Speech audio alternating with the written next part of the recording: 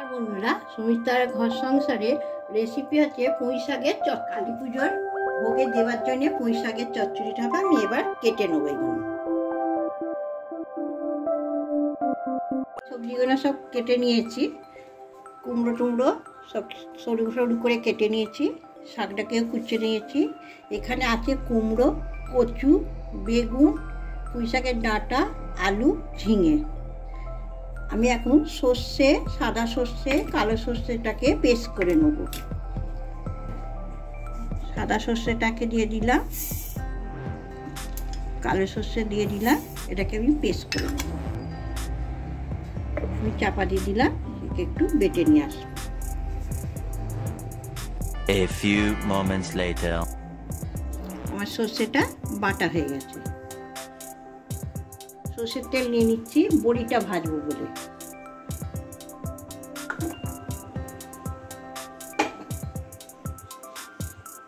কালী পুজো আসছে, তার জন্য আমি ভোগের জন্য আজকে আমি পুঁই শাকের চচ্চড়ি করছি। এটা আমার ঘরের তৈরি বড়ি, খুব ফাঁপা হয়। আমি এবার বড়িটা ভাজা হয়ে গেছে, তুলে নিচ্ছি।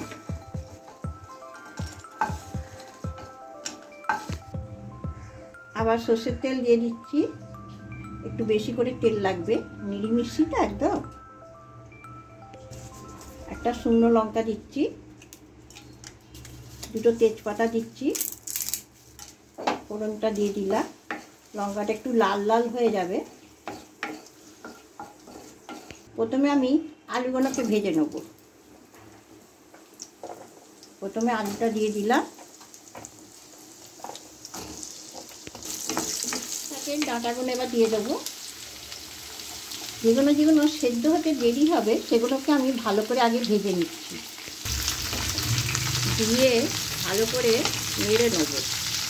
পুঁই শাকটার ডাঁটাগুলো যেন কাঁচা গন্ধ না যায় থাকবে। কুমড়োগুলো দিয়ে দিচ্ছি। কুমড়োগুলো আমি কিরকম কেটেছি দেখুন।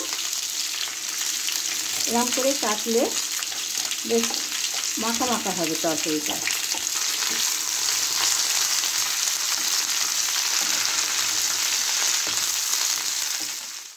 দিয়ে দিচ্ছি। কচু দিলে সব জিনিসটা খুব টেস্টি লাগে খেতে। করে দেখবে এরকম নিরামিষি পুঁই শাকের চচ্চড়িটা খুব ভালো লাগে। আমি এবার বেগুনটাও দিয়ে দিচ্ছি। আমার একটা গোটা বেগুন ছিল, দিয়ে দিলাম।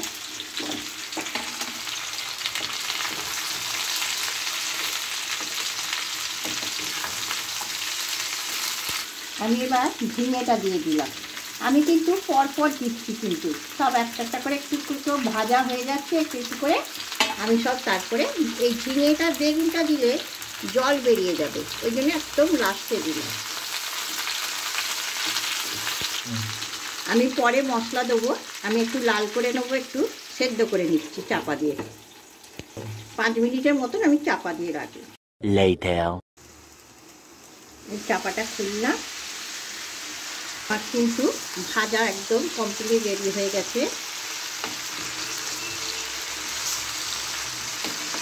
ডাঁটা ফাটা সব ভালোভাবে ভাজা হয়ে গেছে। প্রথমে দেবো 1 চামচি নুন। চামচি নুন দিলাম। হলুদটা দেবো সামান্য, 1 চামচি হলুদ দিয়ে দিলাম। লঙ্কা গুঁড়ো দিলাম 1 চামচি।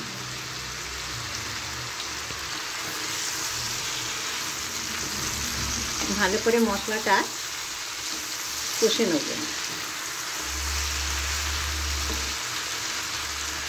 আদা বাটা বেটে রেখেছিলাম, দিয়ে দিচ্ছি 2 চামচ।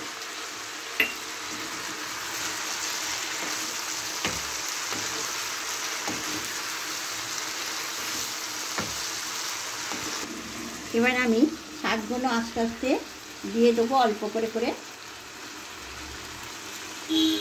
শাকগুলো দিয়ে আমি গ্যাসটাকে একদম কম করে দেবো। এবার শাক দিতে দিতে আমি কষে নেবো ভালো করে, কিন্তু আমি এখনও পর্যন্ত জল দিইনি।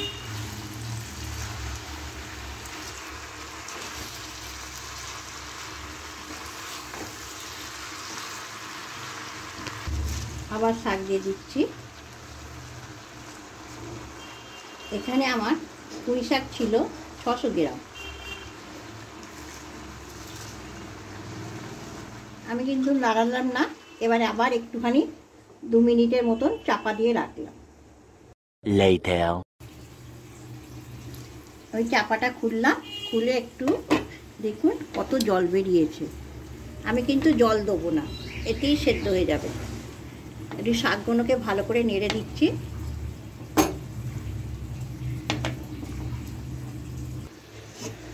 আমি আবার 5 মিনিটের জন্য চাপা দিয়ে দিলাম। A few moments later. এবার আমি চাপাটা খুলে, আমার কিন্তু পুঁই শাকটা রেডি হয়ে গেছে, সব সেদ্ধ হয়ে গেছে। দেখুন কিরকম ঘেটে ঘেটে গেছে। ভোগের চচ্চড়ি এরমই ঘাঁটা ঘাঁটা করতে হয়। আমিও একটু ঘেঁটে দিচ্ছি। আমি একটু মিষ্টি দিয়ে দিচ্ছি, 1 চামচি গুড় দিয়ে দিলাম, চিনি দিলাম না, গুড় দিলাম। সর্ষে বাটাটা দিয়ে দিলাম। এবার ভালো করে নেড়ে দেবো। এবার আমি বড়িগুলো দিয়ে দিচ্ছি।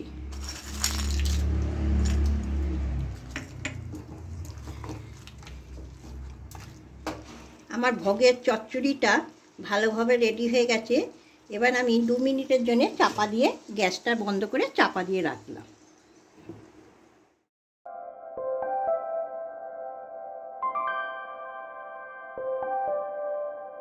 এরপরে ভোগের খিচুড়িটা করে নিচ্ছি। গোবিন্দভোগ চাল আছে 200 গ্রাম, এখানে ডাল আছে মুগের ডাল, সোনা মুগের ডাল 100 গ্রাম, সোনা মুগের ডাল। আমি এটাকে ভেজে নেব প্রথমে।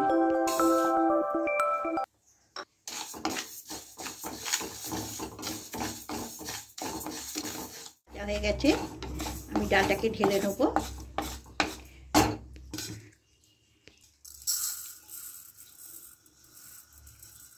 এখানে আমি সরষের তেলে করব না, সাদা তেলে করব আর ঘিয়েতে করব। 1 চামচি, 2 চামচি, 3 চামচি সাদা তেল দিয়ে দিলাম। 1 চামচি গাওয়া ঘি দিলাম, 2 চামচি গাওয়া ঘি দিয়ে দিলাম। 2টো তেজপাতা দিলাম। একটা গোটা টমেটো কেটে রেখেছি দিয়ে দিলাম।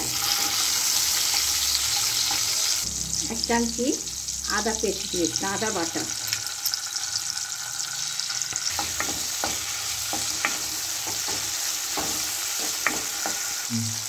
এক চামচি হলুদ গুঁড়ো, 2 চামচি হলুদ গুঁড়ো দিয়ে দিলাম। 1 চামচি লঙ্কা গুঁড়ো দিয়ে দিলাম। মশলাটাকে ভালো করে কষে নেব।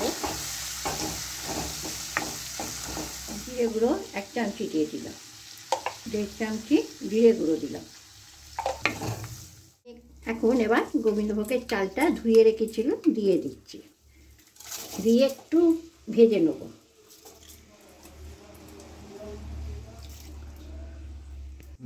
ডালটাও দিয়ে দিলাম, দিয়ে একটু মশলাগুলোর সাথে কষে নেবো ভালো করে। এবার ভালো করে কষে নেব।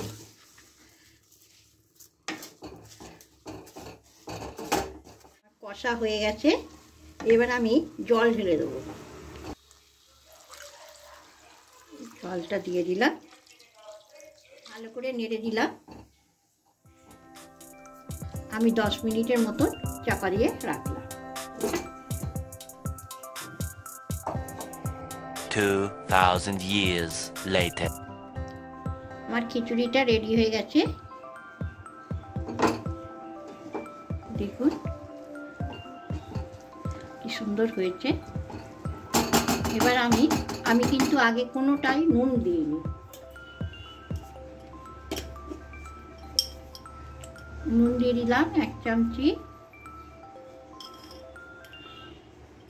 2 চামচি নুন দিয়ে দিলাম। মিষ্টি দিয়ে দিলাম, মিষ্টি মানে আমি গুড় দিলাম, 1 চামচি গুড় দিয়ে দিলাম।